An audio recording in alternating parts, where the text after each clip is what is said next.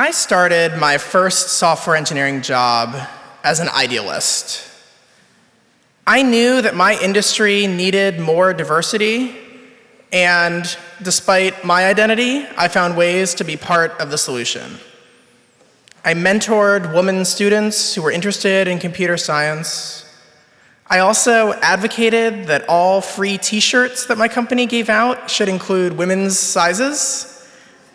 While that's certainly a spoiled tech worker problem, company attire that only comes unisex is one way that women feel erased. But I had slip-ups, like when I was training to mentor an intern. In the training, we broke out into groups with one experienced mentor sharing tips and tricks with the rest of the group. My group of 10 had one woman in it. The presenter, a man, was using he and him pronouns when talking about a hypothetical intern.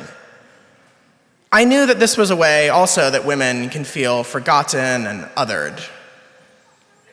This dragged on for minutes. I immediately noticed it and wanted to say something.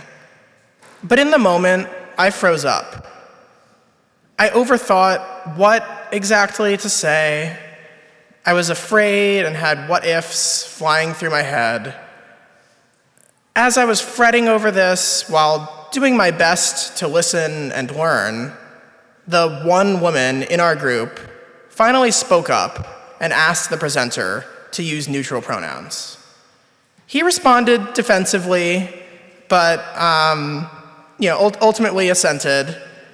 I had a brief thought of now speaking up to support her, but again didn't quite know what to say, and the moment passed.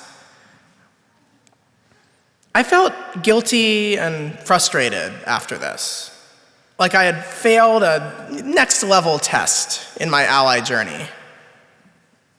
Luckily, just a few months later, I heard about something called an Ally Skills Workshop and was able to attend. This workshop was created by a woman who had spent decades frustrated in the tech industry. She determined that women and others from marginalized groups were already doing everything they could just to stay in the industry and make things better as much as they could with their limited power. Further change required allies to step up because there are more of us and we have more privilege and usually organizational power as well. This workshop was revelatory for me. It had some lecture content, but most of the time was spent unpacking concrete scenarios. We didn't quite role play, but we would read a brief scenario and then discuss in groups how to respond, applying the principles that we had been taught.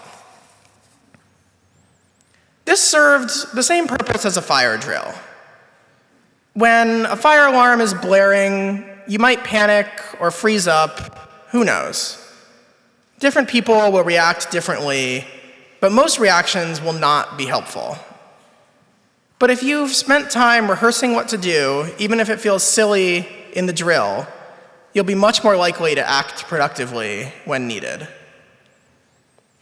For example, we took the time to individually choose a line that we could say authentically when someone does or says something problematic. And we were encouraged to spend time at home practicing enough that it felt comfortable and easy. Recommendations were things like, "We don't do that around here," or even just, "Wow."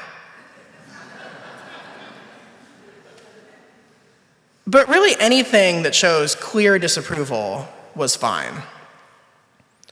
This could serve as a minimal response if it's all you can muster, or as a starting point before giving a more substantive and specific admonition.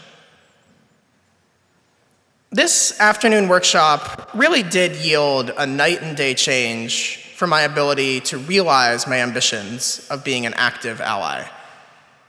It gave me the confidence and tools to speak up when I saw situations that were oppressive. I would still have the fear, but I would sometimes speak up anyway. And the workshop also affirmed for me that no one has the capacity to challenge everything that we see. This was such a great workshop that I later learned how to facilitate it. I gave it a few times at work, and then I adapted it here with ministerial intern Sherry Halliday-Kwan and delivered it at UUSF in 2019. And next month, I'm bringing this bystander training back.